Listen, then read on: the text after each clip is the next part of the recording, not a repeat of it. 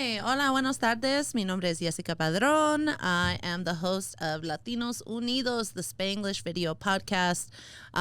Muy feliz hoy para tener a Sondra Cosgrove. La doctora Sondra Cosgrove es una profesora en el Colegio Comunitario del Sur de Nevada y también enfoca en enseñando la historia americana del estado de Nevada y también es un muy buen aliada a la comunidad latina, indígena y afroamericano. So, con eso quiero introducir a Sondra Cosgrove. Hi, Sondra. Hi there. Thank you for having me. Yes, I'm so glad you came on. It's been over a year since we've seen each other, and the first thing we did was give each other a big-ass hug. Hugs, yes. But in that time, you've been very busy. En el año y medio que estamos viviendo en este pandemia, Sondra empezó su propia organización que se llama Vota Nevada, Vota Nevada, y es una organización que enfoca en enseñando a la comunidad la importancia de estar involucrados cívicamente.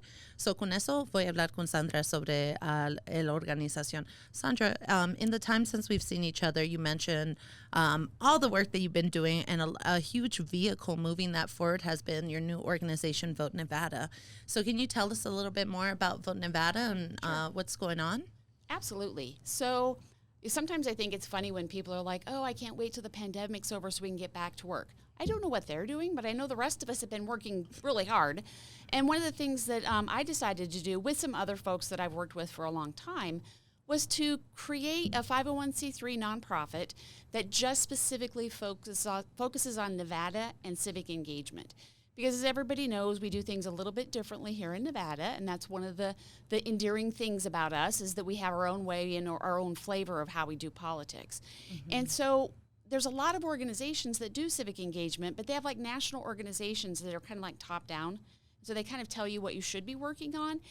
And it was getting to the point, because I was with League of Women Voters, that the things they were working on, we've already done here, and I needed to move on to do other things. And so we just, we said, thank you very much, and we formed our own group. And so what we're really doing is our motto is solving problems through civics.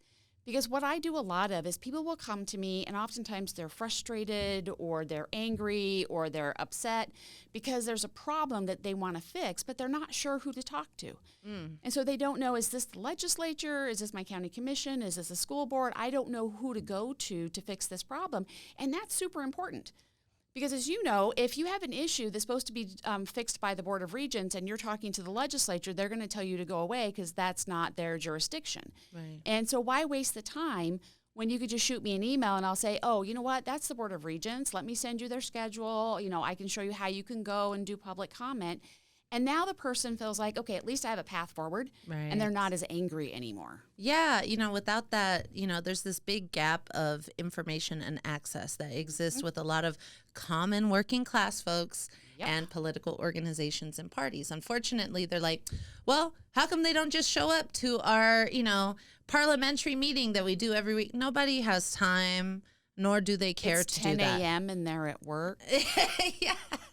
So I think that's wonderful. Sondra, la profesora, es como una enciclopedia, un recurso de la comunidad. Cada vez que gente le pregunta por asistencia o están enojados y quieren tomar acción y no saben en qué dirección ir, Sondra les da el schedule de las organizaciones con quien ellos tienen que hablar o les da los recursos y la información que necesitan. So, estoy muy feliz a tener a la profesora aquí con nosotros porque ha sido muy buena aliada a la comunidad y me ha ayudado mucho sobre los años. Estoy feliz a tener su amistad. I was just saying how awesome you are. So don't worry, I'm not saying bad things about you. No. And you know what? And I am so thankful for people like you and Cecilia Alvarado, because sometimes even people who, are bilingual and they speak perfect English, when you start getting into the weeds with political things and you run into weird language, sometimes there needs to be a translator, so I can kind of understand the frustration somebody that's maybe bilingual is having, and that when I'm down in the weeds trying to explain what to do, you're always there for me, Cecia's always there for me to make sure that the information is clearly being translated over. Yeah, cultural competency is key, and yes, that's why I'm hoping that very soon a lot of our state parties, a lot of our state organizations, and especially those from nationals, make a plan to do things in a more culturally competent way. Yes. There is no fucking excuse in 2022 for materials to not be provided in Spanish in a timely fashion, and for engagement to not be done in Spanish language in a timely fashion. If shit isn't done until like September, like it was in 2020, it's our own fucking fault. Right. Whatever happens, which will likely not be a good outcome. Well, and then you and I've had conversations with, there's big differences between the Mexican American population and the Cuban American population, because I teach Latin American studies, and people who are from Chile or from Peru or from Brazil, where they speak Portuguese, and people should know that. Right, and that's the most frustrating thing to me as, you know, a Latina, someone who's been working in politics since I was a teen, and, you know, a Cuban and Mexican Latina, that, you know, a lot of people exist in the world of stereotypes. And I'm like, man, the Cuban population is ripe for the picking. And we are just continuing to fumble the ball. A lot of it is an extreme lack of cultural competency. Yes. It's not that they're very conservative necessarily. It's more so that the language that is used is very poor. And unfortunately, some of our outreach attempts are very misguided. And if anything, they hurt our outreach. So, for example, I fight with my dad and my godfather about this all the time, but you could provide perspective as a professor. So when I was an undergrad, I wrote like a thesis for one of my classes or whatever, you know, like my final paper for the course. And I'm pretty sure it was actually Politics of Latin America and the Caribbean with Dr. Tuman. I love him. Yeah. Anyway, he was like a professor that left an impact on me, and actually the only Latino political science professor I've ever had. In his class, my final paper was about how I predicted that the Cuban embargo would end within the next 5 years. And I think, I forgot what year it was, man, but within the next 5 years, because it wasn't economically, it didn't make sense, the enforcement, it wasn't having a result on the government. Enforcement. Yes. And, you know, how it was unequal with the... Nobody was paying attention to it. Yes. It was just there in name only, right? So rich assholes were taking advantage, and people felt uncomfortable to go visit their families or whatever. So I fight with my dad and my uncle about this all the time, because Democrats, when they want to reach out to Cubans, the first thing they say is, "But we're going to end the embargo, yay!" And a lot of Cubans that come from Cuba, they're like, what the fuck are you doing? Why are you supporting the communist government? Because they don't understand that, you know, even with the way things are done now, that, you know, the people who benefit the most are not the folks. Like if you're sending $100 to your family via Western Union, the government, for a courtesy, they exchange it. And then they take off, like your family at this point, because they changed it again during the pandemic, is only getting like 40% of the money you gave them. It's extremely abusive. It's horrible out there. So what's your take on that? I'd love to hear a little bit more from the profesora. And it's funny because I've had similar conversations with Cecia, who's also Cuban American. And she said, you know, Democrats don't realize from a Latin American perspective, when you start talking about socialism is very, very interwoven with authoritarianism in Latin America. That when you have the Sandinistas, when you have a Castro, when you've got these dictators, authoritarian dictators that come to power under the rubric of socialism, and they're extremely violent and they're extremely authoritarian, that when you use that word, it has very culturally loaded connotations for people who have been in countries where people were disappeared, if you're talking about Pinochet. Straight up triggering. It's violence that people think about. And so even though I can talk with Cecia and she can say, I do understand the way you're using socialism here is more New Deal government, you know, tweaking here or there, but that word is triggering. Same. So that's what I try to explain in these rooms. And unfortunately, a lot of people are just completely tone deaf and they don't get it. So I'm really glad to have you on and to discuss some of these things. I didn't even know we'd get into Cuba. But yeah, people don't know the culture of chivatos and everything, how bad it is. But I do promise my viewers that at some point soon, I'm going to convince my dad to come on. And we're probably going to argue the entire time. Ooh, can I sit like over in the corner? Actually, that might work because you can help bring the context because, you know, like the embargo, just to close that off, is, it was ineffective for the people. It was ineffective for our government to oversee it, was wasteful on our resources, and nothing was really being done to hurt the government there. So we need to just be mindful of how we're going to do things to go. If we give aid, give it directly to the people, because everything that gets filtered through the government doesn't go to the people. Or they'll think, oh, but I'm going to go to a resort in Cuba and I'm going to spend a lot of money. Well, that resort is owned by Canadians. Yeah, and partially by the government too, So it's really screwed up the atmosphere. And unfortunately, something that really grinds my gears and that's triggering to the older generation especially is, when you talk to Venezolanos or Cubanos, is, people here, they glorify Castro's speeches. And I got to say, he was an amazing orator. He knows how to bullshit, a very, strategic mind that avoided assassination many times. I get that. But everybody here is so focused on not being a sheep, both on the left and the right, that they look at things, they're so, especially people my age, they're so completely disaffected from everything, the system. They've seen failure of this country in a number of important aspects on our foundations that we were raised on several times. You grow up in third grade, 9/11.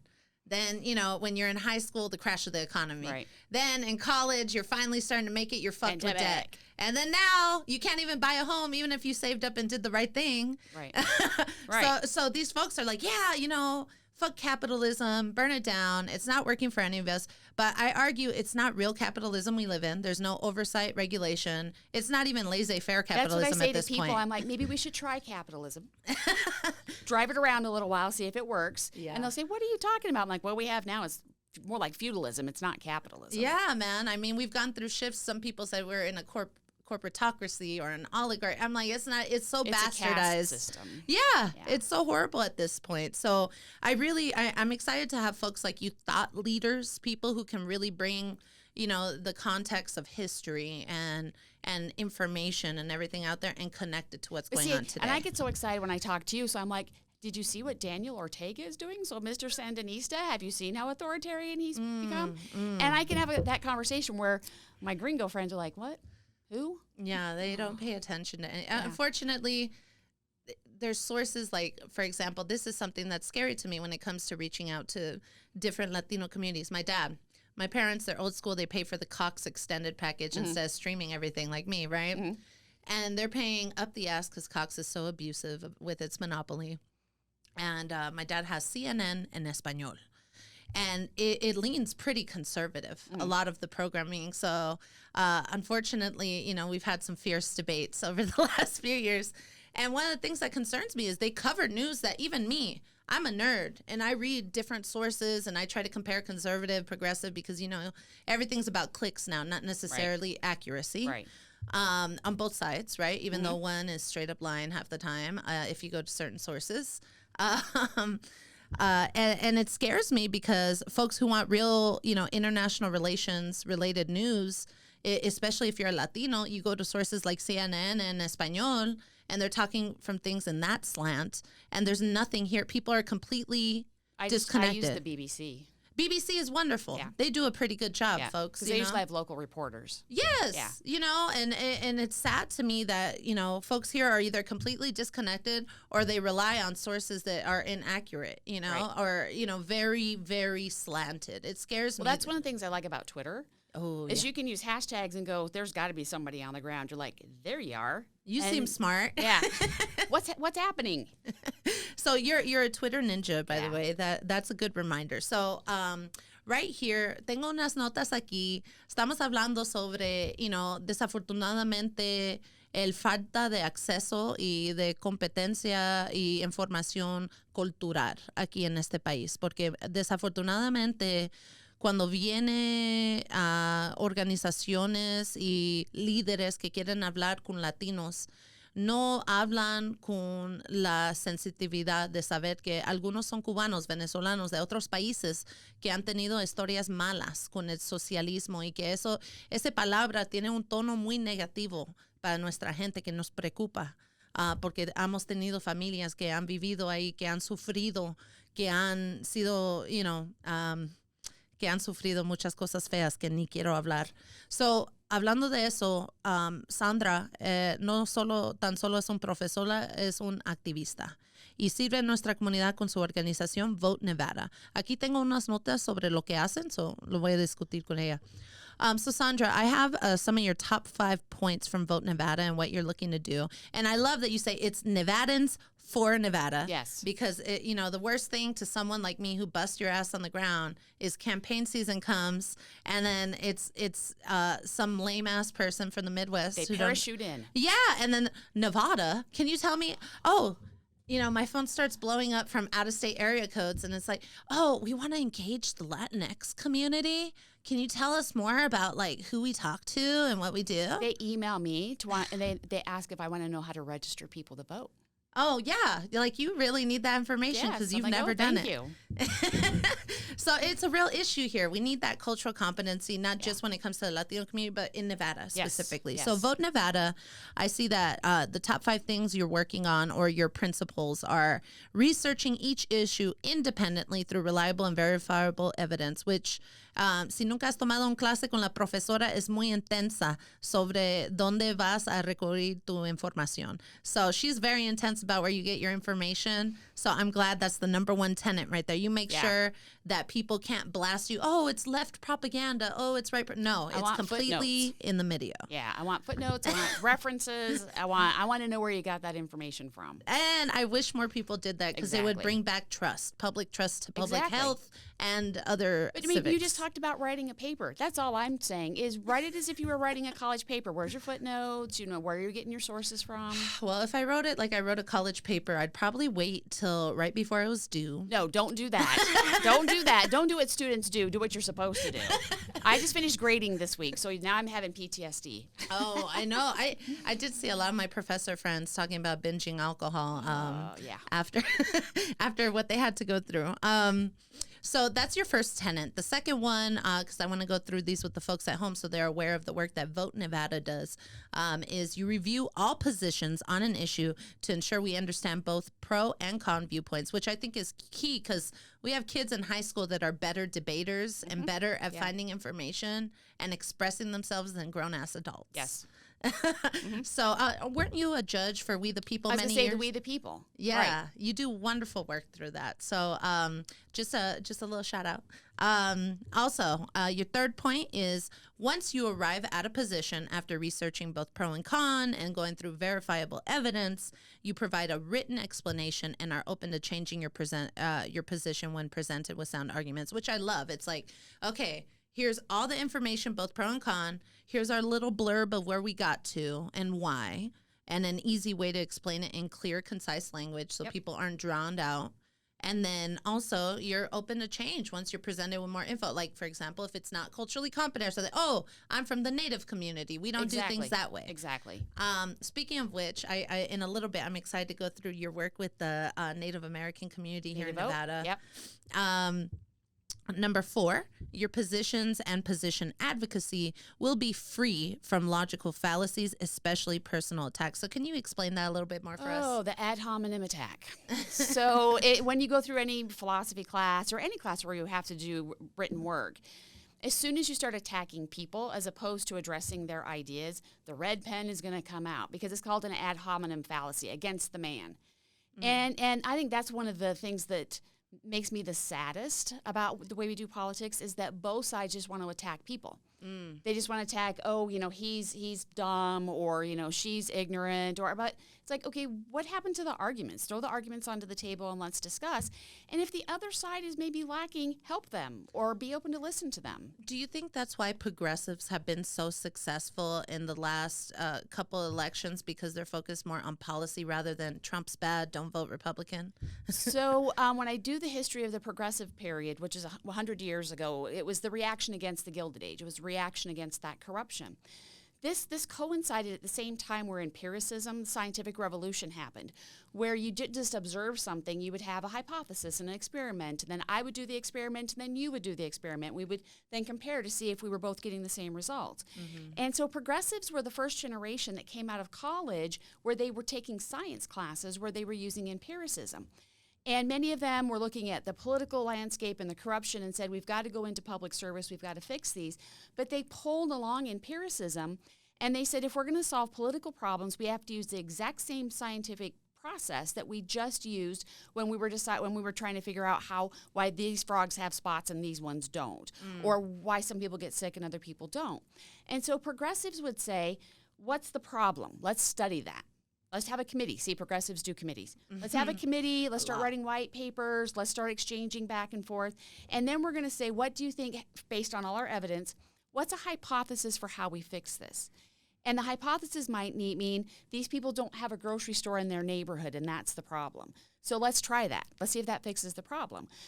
While you're doing that, you're not attacking people, because empiricism does not involve attacking anyone. You have a hypothesis, you have an experiment, you have evidence, you have a conclusion, you compare, you start all over again, and then you run it again. Well, how do we, and I love that, and that's how I always felt things should be done, but unfortunately, in practice, it doesn't always. Right. You get what I call the Lisa Simpson effect. You're the annoying nerd who's screaming, climate change is going to end the world. There's going to be an uninhabitable hell in 50 years. Right. And no one wants to listen to you. Right. But what I'm saying takes time. Yes, of course. It's time intensive. It requires you to spend time thinking about the other side, running experiments. That takes a lot of time. Right. It's much easier for me to go, oh, she's dumb, or oh, he's stupid, or oh, that only takes 5 seconds. But that does not fix the problem. Right.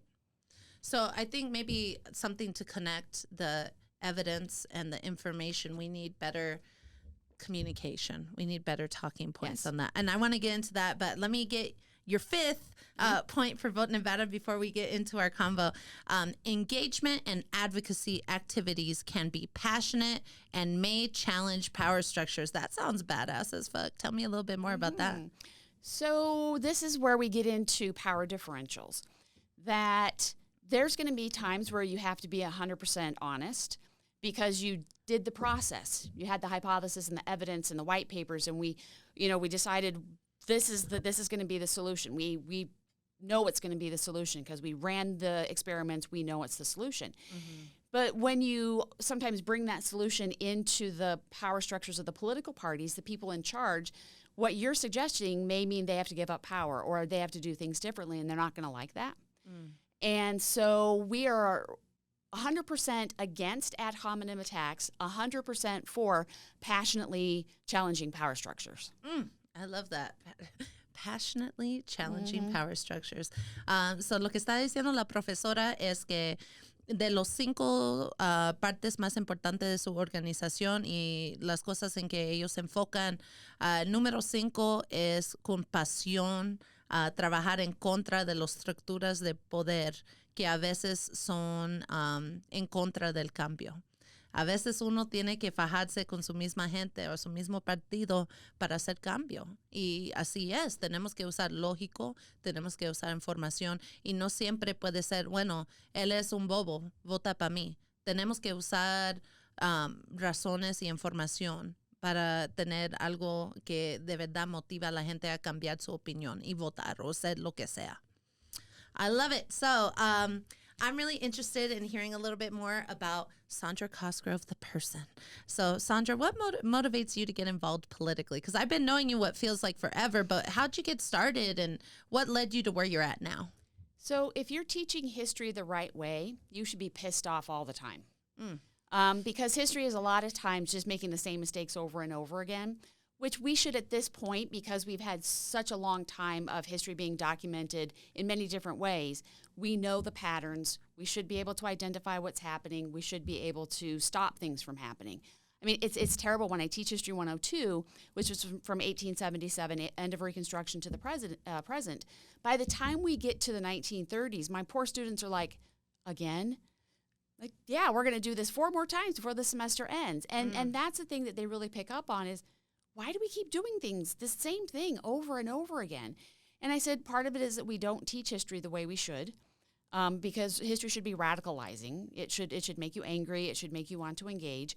But it should also give you pathways for fixing problems, because as I was just saying about the progressive period, that was the reaction to the utter corruption that was happening during the Gilded Age, political corruption, economic corruption. They use scientific methodology to figure out how to fix those problems. And when their fixes went away, then we had the Great Depression of the 1930s, and then the New Deal came in, brought science back into it, and fixed it. So we do know what fixes the problems. We do know how to stop it, but we just don't engage our young people in a way that helps them to feel powerful. We don't engage just members of the public in feeling powerful because, and I'll straight up, if I'm somebody that's in a power structure and I make you powerful, you might challenge me. But you know what? Great, do so. I'm perfectly fine with being challenged. A lot of people are not. Unfortunately, yeah, that a lot of great leaders are also egomaniacs and they stay way past their prime. So kind of circling back to what you asked me is why have I been engaged is because I am older, I am white, I am female, I have a PhD, and I have tenure. I got a lot of privilege. And so if I'm empowering people and saying, let me kind of help you understand what's going on, we'll see if we can figure out what you want to do about it. There's times where people say to me, I can't do it.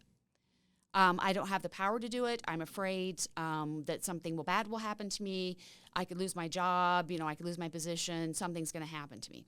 That's the point where I can say, would you like me to facilitate and do it for you or find somebody that can help you to do it for you so that you don't have to feel afraid?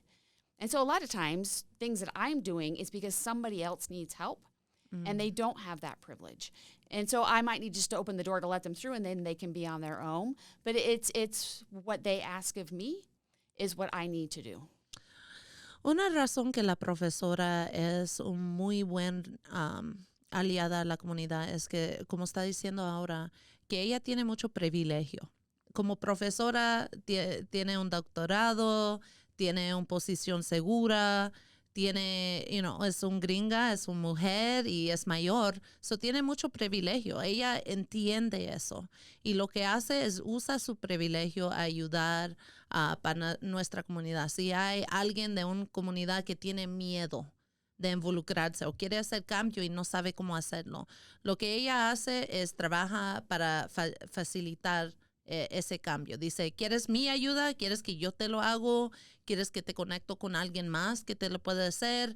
Necesitamos más gente que entiendan que su privilegio no quiere decir que no han trabajado duro para llegar a donde han llegado, pero es que ellos no tienen ese miedo, no tienen tantos barreras para hacer lo que quieren hacer. So, estoy muy feliz de hablar con ella sobre eso. And as a result of everything that you're doing in the community, I want to know, when all is said and done, let's say we're looking at the year 2025. We already had our midterms and we just had the presidential election. What's your goal? What goals do you have as a result of your efforts that you've done for your entire life, basically, but specifically with Vota Nevada and in these next couple of years? What do you want to see in 2025? So when I have conversations, whether it's now through a Zoom meeting, and hopefully it's going to be happy hour soon when we start having more conversations, and people will say to me, we need a third party. The two, I can't work within the two established parties because sometimes it's just power struggles between the two and they don't seem to really want to solve problems. But I'll tell them, we had the People's Party over 120 years ago, and if we were ever going to have a third party, it was going to be that party. And the two established parties crushed it. They said, nope. And they crushed it. And that's why the progressives worked within the two political parties. And so they used the mechanisms of the two political parties to reform both of the parties. But one of the most radical things they did is they amended state constitutions to say you should be able to pass laws. You should be able to recall somebody. You should be able to say, that law that you just passed, we're going to do a referendum on it. And so to me, that's where I want to see us in 4 or 5 years, is especially in states where we have those mechanisms in our state constitutions. They are constitutional rights. You have a constitutional right to run a fucking ballot question. And if you want to do it, I'm going to help you because that's a constitutional right. Just the same way voting rights are constitutional rights, direct democracy are constitutional rights. So I don't tell people let's do a third party. I say let's just empower people to do direct democracy. To be able to tell the two political parties, great, we're going to work with you on passing a law or an ordinance. But if we've elected you to do something and you get into power and say, nope, I'm not going to do it, that's okay. I don't have to worry about I'm not going to vote for you the next time. But you might have enough power and money to get reelected. Fine, I'm just not going to pay attention to you. We'll just run a ballot initiative. and we'll put it through that way. And that's a great way to advocate for yourself. I've worked on some ballot initiative campaigns, and I love it because it's focused on the issue, the question, and you can talk to anybody and everybody about it. And that's how you really bring people together. Exactly. So with that, quiero hablar un poco de la historia, usar la información que tiene la profesora, hablar sobre la gran mentira que estamos viviendo en este país ahora, y me preocupa mucho porque yo amo este país, yo amo la democracia, pero veo que está en peligro. Y no nada más porque no me gustó lo que hizo Trump cuando era presidente, literalmente porque las fundaciones de las instituciones de este país están en peligro. So quiero hablar con la profesora sobre la gran mentira y cómo podemos proteger a la democracia. So I'd love to talk to you about the big lie and the slap in the face it is to our democracy, our vets, and our country. And I really want to know, from a historical perspective, if you could kind of tie it into what's happening now, because like you said, everything goes in circles. Right. Right. And also kind of like what actionable, and this is why I love working with you. It's not just a bitch fest like some people. No. It's literally what can we do about it? Right. So can you get into that for us, please? Sure. So in this last election cycle, I ended up doing a lot of interviews, podcasts like this. I mean, there was one time it was like 2 a.m. and I was on with the BBC people in England because they were like, why can't you people in Nevada count the ballots faster? And then I'd have to explain, okay, well, it's the calendar. We have to wait 3 days, 7 days, 10 days, and calendars don't go faster. But then they would say to me, oh, okay, well, there's been lawsuits. We know that the Trump campaign has filed lawsuits in your state. Can you catch us up on that? So for a while, I knew every single lawsuit that was going on, and there was a lot of them. Right. And I'm actually really glad that that's what the Trump campaign decided to do, because we have 3 branches of government. And when you're doing things kind of with Congress and the legislature, it's all political and people lie and they scream at each other. When you go into court, different rules. And so you can go into court and you can say the big lie. You can say there was voter fraud. You can say that there was a problem. You can say people voted illegally, and the judge is going to go put up or shut up. Where's your evidence? And in every one of those cases, every one of them, there was no evidence, and the judge kicked them out. And in many of them, they appealed. So this was different judges in different jurisdictions, different appellate circuits. It was across the country. So you can't say, oh, well, that was, an Obama judge, because there were Trump-appointed judges that were involved. Many of them, I remember there that. were, and so you had people from across the spectrum in different jurisdictions, different circuits, all saying the same thing. Put up or shut up, where's your evidence? And they either put in bogus evidence and the judge said, this is ridiculous, get out of here. Or they just said, oh, we don't have evidence. So they must have been shocked that anecdotal Fox News, sensationalization of everything isn't good enough in a court of law. So I don't say big lie. I say, show me the ruling. You show me one ruling from one judge where they said, oh, you're right, there was evidence of fraud. Show me one. Does not exist. And it's just crazy to me how even logical people, both sides of the aisle, there's so much distrust in all of our institutions at this point in our history that folks, don't trust. Well, maybe there was voter fraud. I don't know. I don't trust anything. I guess I still voted, though, if you convinced them, right? But what can we do to improve that faith in our systems? So there's two parallel things that are happening right now. Obviously, the bigger threat are the states where they're passing voter suppression laws. All over, 47, correct? Yes, and some of them are really bad. And I'm assuming they're going to be litigated. And I'm glad they're going to be litigated because it needs to go into the court where, again, if somebody's saying, well, we had to pass this law because there was voter fraud, then the judge is going to say put up or shut up, and you're going to have to produce the evidence. And if they can't, then you have a verifiable process where they have said the only reason you're doing this is to deny people the right to vote. There was no fraud. There's no legitimate reason. You're just denying people the right to vote. And then that way you can bring in the Justice Department. I mean, there's ways to bring in the civil rights part of the federal government to stop some of those things. There's no legitimate reason for what you just did. We need to get the Voting Rights Act restored. We need to have Article 5 restored because that's where they had what's called preclearance. In the states where they had long histories of voter suppression, they couldn't do anything until the federal government pre-checked what they were doing. But the Supreme Court in Shelby versus Holder said that, well, Chief Justice Roberts said there's no racism left, so we don't need that. And now we're all going, it's unfair to those states well, yeah, that what were do you think racist. about that now?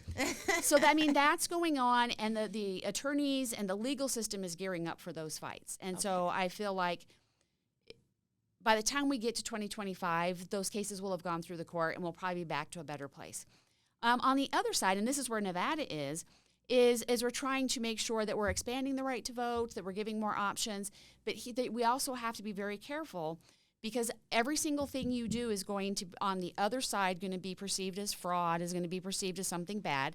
So you need to be aware so that you're being transparent and talking about what you're doing. But you need to make sure you're funding each of those things to the level that it needs to be funded, so that you have the good encrypted software, that you have the computers that can't be hacked, that you have the machine that's reading the signatures that's the top of the line. Right. And we've always done that in Nevada. And so that's what I'm watching, is as the bills are going through legislative session, is I'm listening. If the Secretary of State says we need the new software, are you saying yes? And they are. If Joe Gloria down here, the registrar down here, saying, I need a new printer. My printer for those ballots needs to have that encryption software. I need that new printer. And so I'm just very carefully watching to make sure that as we're rolling things out, that the money is following along, so that if anybody down here says, "Oh, well, you can't trust the machine because it's gonna have fraud built into it, and it's not gonna read the signatures." No, I know where that machine came from. I know that it's top of the line, and there's computer security officials that have verified the encryption on it. I can prove that to you. That's amazing. And, la cosa bonita de nuestro estado es que tenemos muchas protecciones para el derecho de votar. La profesora nos estaba dando un poco de información y más ejemplos sobre cómo protegemos el derecho a votar y todas las máquinas y toda la tecnología que usamos para defender cualquier pregunta que uno tiene sobre la legitimidad de lo que estamos haciendo. So on that note, though, this is what really, I guess, grinds my gears again. I should start a show that's just like just me grind your gears, yeah. But that's what stand-up comedy is for, actually. It's like therapy. But I really wanted to, get into this. Like, since I was in middle school, maybe I've known statistically voter fraud in this country in the last 20 years has been like 0.00004%. You're more likely to get struck by lightning than to, have someone vote in your name for fraudulent purposes.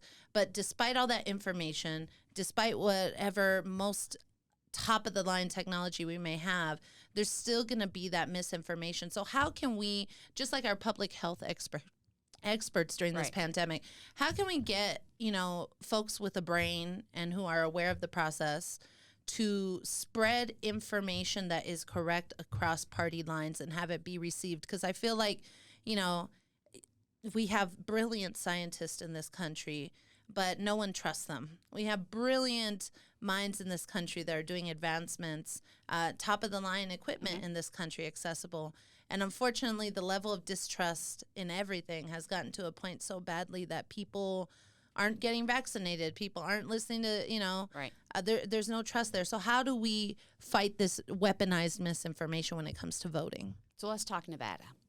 So if you and I were sitting here and we were talking about the Vegas Knights and whether they're going to win and whether we wanted to bet on them, and we would run the numbers and we would look at the percentages, everybody I know understands how to how to bet, how to put a bet down. So if you and I were saying, hey, you know what, we want to rig an election. And so how many fraudulent votes would we need to have cast and not be caught in order to actually flip an election? How many elections actually are within a margin of error that we could convince enough people to cast a fraudulent vote and keep their mouth shut about it? And that's the other thing, is keeping their mouth shut, because most people blab. Mm-hmm. And I can tell you as a historian, very few conspiracies have ever made it through because somebody blabs. But let's just say, for giggles, we have a bunch of people who aren't going to blab. Our ability to flip an election through fraudulent votes is so remote. It is so difficult to do and so easy to catch. You and I would be better off just waiting until people got elected and then writing them a check. So if you want to talk where the corruption is in our system, it's in the dark money. We need campaign finance reform. But you know what? You know why everybody wants to focus on elections is because the people in power like those checks and they don't want to talk about campaign finance reform. Right. But you and I could just wait until people were elected and then just get out the checkbook and say, here's how we'd like you to vote. That's a much more effective way. Just buy them off. Right. And, one of the things I loved about working for Tom Steyer, is his main thing is we can't get climate change moving forward. We can't get a $15 minimum wage and increased unionization and end union busting in this country. We can't do any real systemic change until we take money out of politics. Yes. And unfortunately, like you said, both parties, there are bad actors that actively benefit from steering the conversation away from that. En este país hay un gran peligro de la democracia, no nada más por la gran mentira de lo que pasó y sucedió el día 6 de enero, pero lo que está pasando en nuestra legislatura nacional y estatal, en todos los estados de este país. Hay gente que en lugar de tratar de hacer cosas de corrupción, lo que hacen es esperan hasta que elijan a los nuevos líderes y les dan un cheque y dicen, mira, aquí tengo $10,000 y necesito que votas sí en este bill. O no, aquí te doy, si no lo hagas, voy a dar 10,000 a este otro, a fulano, que va a correr en contra de ti en próxima elección. So es importante sacar el dinero de la política para renovar el fe en el sistema. Right now, I was looking at, yesterday I was checking out, and we're at 43 to 47 states are trying to enact legislation that can make it harder to vote.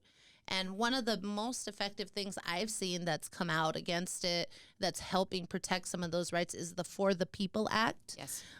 What are some things that folks here in Nevada can do to advocate for the People Act or do something else that enhances it? So the For the People Act, which is House Resolution 1 and Senate Bill 1. So when you see HR 1 or S1, it's the same piece of legislation. One's in the House, one's in the Senate. Yeah, for folks who aren't nerds, thank you for explaining that. It gets confusing because here, when you're following our legislature, AB 434 stays AB 434 when it goes into the Senate. They don't do that in Congress, and so it confuses people. But it's the same piece of legislation, and it's what we would call an omnibus bill. So there's a lot that's thrown into it. It's a very, very big, robust bill. And what they're trying to do is not just say you have to let people vote early or voter ID is bad, is they're really getting to some of the systemic root causes of electoral disenfranchisement in this country. For instance, the Electoral College. Electoral College, if you look at the debates of the federal Constitution and why that was put in, southern states, when you're looking at the number of white people who had the right to vote, it's a very small number. And so when you start looking at things like the 3/5 clause that allows them to count their slaves, even though they're never going to give them the right to vote, they got to count their bodies in order to get more representation. The Northerners did the same thing with women. So we're going to count women. So that's why it says count all people in the census. Oh, we'll count women. We're not going to give you the right to vote, though. And so there was these back and forth that went along.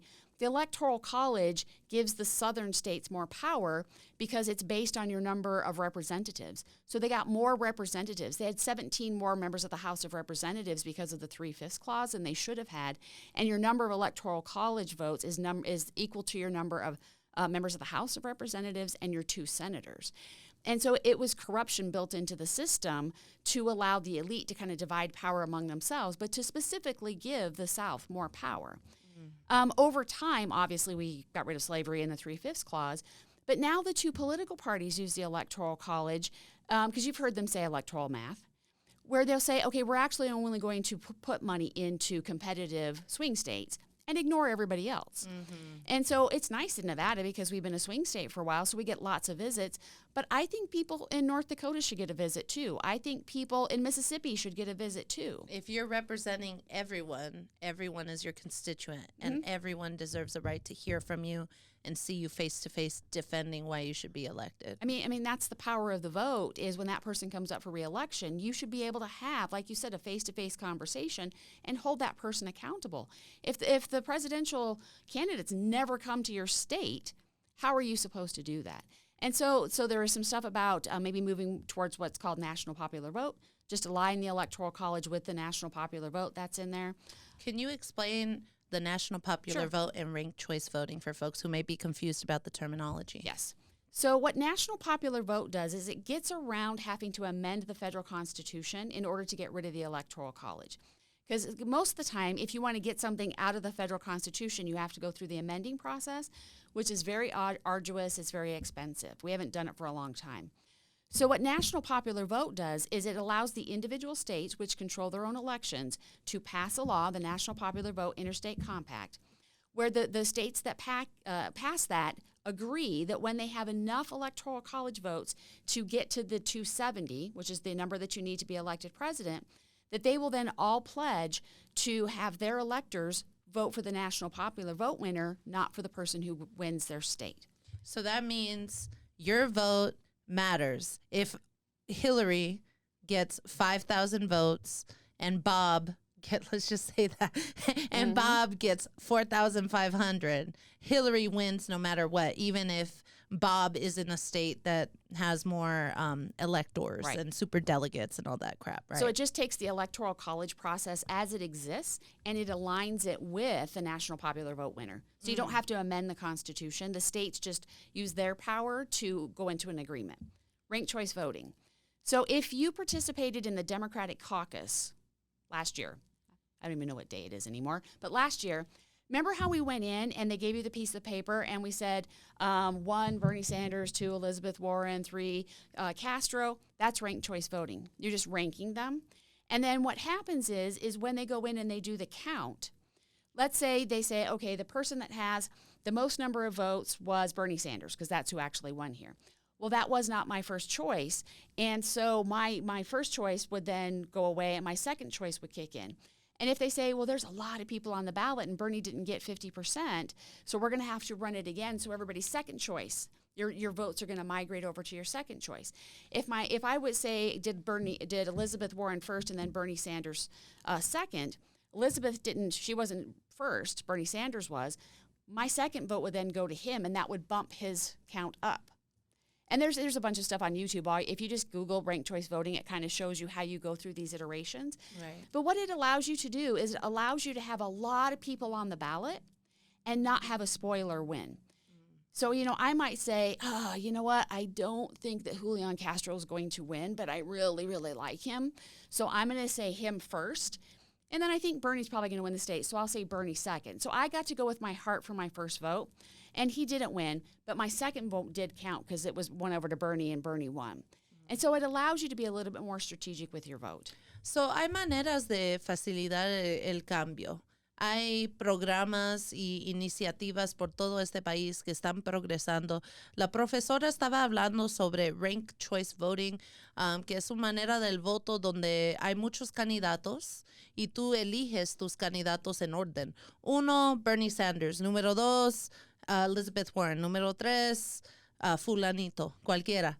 Y cuando uno no llega a más del 50% del voto, reorganizan y escogen el número 2 selección para todos. Y así el que tiene el voto popular gana y además previene gente gastando su voto, votando para alguien que no tiene la oportunidad de ganar. So así hay más manera de forzar candidatos que tienen la política correcta, no nada más porque son en el partido correcto, pero los que tienen la política correcta, que la gente de verdad apoyan, deja que ellos tienen la habilidad de ganar, especialmente si no están del establishment o cosas así. Les dan la oportunidad de progresar y de la gente elegir mejores líderes. So, let me tell you what you're going to see happening probably in this next election cycle is a lot of people, maybe even in Nevada, because I know there's people talking about it, moving to an open primary. So they're looking at what Alaska just did. Open primary, top 4, ranked choice voting. Mm-hmm. And so what that would do is it would say everybody running for an office would all just be on the same ballot. Right. And then the top 4 would move forward to the general election, not just the top 2. And the reason a lot of people are looking at that is in that way, if you were running and didn't have a lot of money, you might still end up going to the general election because there was only 3 people running. Right. And so you wouldn't have to spend money on a primary because you were going to move forward anyway. But let's say we get a really competitive race and maybe there's 12 people running. Good for us as voters. More people are running. Right. More choice for us. And then we would all vote and then we would say, okay, the top 4 people, you all get to move forward. Well, what you're going to want to do is make sure that when those top 4 people make it to the general election ballot, that's where you're going to use ranked choice to make sure that it's really the person that gets that 51%. Exactly. Because if you're splitting it 4 ways, you might not have somebody that gets 50%. So you've got to get somebody that's really going to get over 50%. And so when you're doing that kind of iterations, you're kind of getting the consensus among everyone that voted that we all really think this person probably should get the 50%. And it pushes the opposite of what most campaigns do, which is withholding real policy Exactly. platforms. They're forced to say, well, I'm better because I'm going to include A, B, C, D. Or let's say you and I, let's say the 3 of us in this room are all running. Yeah. And we're really close in the polls. What I'm going to want to do is I'm going to go want to talk to your supporters and say, I know you really like Jessica, but can I be your second? And so instead of me going, she's awful and I hate you, it's like, oh, Jessica's voters, I really would like to talk to you too. And you're probably going to be doing the same thing with my voters. Right. I love it. And there's so much more. Oh my God, we haven't even covered, but I know we're going to have to split it. I'm going to have you back on the show. I'm happy to come back. But yay. But something I really want to address, algo que es importante de mí, hablar con la profesora. Hay muchas más cosas que podemos hablar, pero obviamente queremos quedar con los episodios menos de 1 hora. So, por ahora quiero terminar todo con esta pregunta final. I wanted to end it with a strong last topic. I think it's important to acknowledge the importance of allies. And I feel you are the epitome of what a great ally is. You try to stay informed on the issues of those communities. You sit back and listen to those communities. You apply that. You help leverage that information. You're doing it all right, girl. Honestly, I can't say shit. But I wanted to know, as an ally, can you tell us a little bit more about your work, supporting the work that's going on in the Latinx community, Black community, and I think this is really important, the Native and Indigenous community, right, and how we, as people in Nevada, as proud Nevadans, can capitalize on that work for a strong 2022? How can we empower those 3 marginalized communities in this coming election? So this is where the progressives in their good heart, if they're white, gets them in trouble, because progressives like to boss people around and tell them what to do, because they've done all their science and they did all their committee work and they think that they have, we know what the answer is, we know what the solution is. But sometimes they forget that when you're running your scientific experiment, culture is a variable you have to have front and center. If you don't have cultural competency as the variable when you're running your experiments, you're not going to understand why a community is going to be turned off by what you're saying to them. You need to know that most Native American cultures are matrilineal and that women have as much power as men when you're talking about politics. So if you're sitting down to talk to them, don't always just look at the men, because that's insulting. And so what I usually tell anybody that wants to do work with different communities, or if you want to be a good ally, is the first thing you have to learn how to do is shut your mouth and listen. And if that means even sitting on your hands and stabbing yourself in the leg to keep your mouth shut, do it, because that will gain you trust, and then you'll be allowed to come into spaces because they know that you're just going to sit and listen, where you're going to hear things that you need to hear. The real shit, not the PC shit, to not offend people and their tears. Yes, you will hear actually what's going on, and that's where you're going to hear sometimes that the Democrats are being racist, or that the person that's out there saying that they're helping the community is not really doing that behind the scenes, and something needs to happen about that. The sad part about that is, when you get into real ally work, you see sometimes even people from your own community, and that's what hurts, right? Mm-hmm. They're the ones that are hurting you the most, or not, they're actively selling out to advance themselves. Like I recently had Fernando Romero on the show, and I brought up Caitlyn Jenner. Mm-hmm. And I was just like, see, this is exactly what conservatives love. People who spout their narrative and use their position to be tokenized in order to advance themselves. They don't give a fuck about their community that they supposedly represent. Right. So it's a real issue. So as an ally and as someone, involved in the activist community, what advice do you have for Democrats in particular on how they can improve their outreach to motivate these people to vote in 2022? Because the way it's looking right now, it's going to be a bloodbath. It's looking like 2014 again. Mm-hmm. And that's what happened in 2014. There wasn't enough listening that was going on. and there wasn't enough consensus building before, the election cycle started. But when you run for campaigns, and I'm going to be doing an event with the Emerge ladies tomorrow, which I think they're awesome. But oftentimes what they're teaching you how to do is to act like a white man, is to be aggressive, to always be speaking, to always, be out in the community and doing things, where what we need female ways of doing things. Shut your mouth, be quiet. When you're invited into space, listen, intently. If you're asked to help, make sure you're doing what you were asked to do, not what you think should happen. Put options on the table. And then when you make a promise, you better fulfill that promise. Do not go around lying to people. So if you say you're going to do something, and are you always going to be able to do what you said you were going to do? No, you're going to run into things. But then you have an honest conversation about why you're not doing it. And if the real reason is because you think you're not going to get reelected, then you say that. You say that. Stop lying to people, because there's nothing that makes me more angry than to watch my Latinx friends, my Native American friends, my African American friends, whoever, having been told that something was going to happen or having been promised something, and then they get stabbed in the back, and then they get told to be quiet. Yeah, it's like, well, how come Latinos don't vote? Why is their participation so low?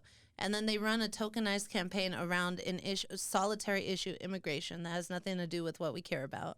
And then they don't even come through on that, on the Democratic side or Republican side. But the other side's worse. That's not a selling point. So, what?